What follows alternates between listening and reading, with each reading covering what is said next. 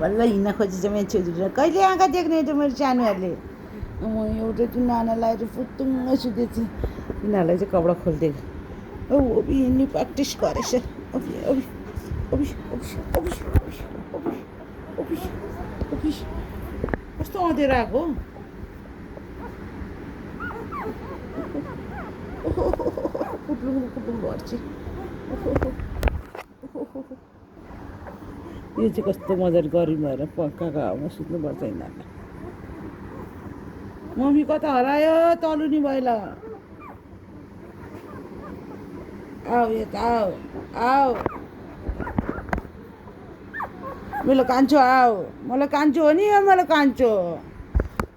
है यो मेरो कान्छो हो यो मेरो कान्छो माइजू जेठो माइलो साइलो कान्छो यहाँ कान्छो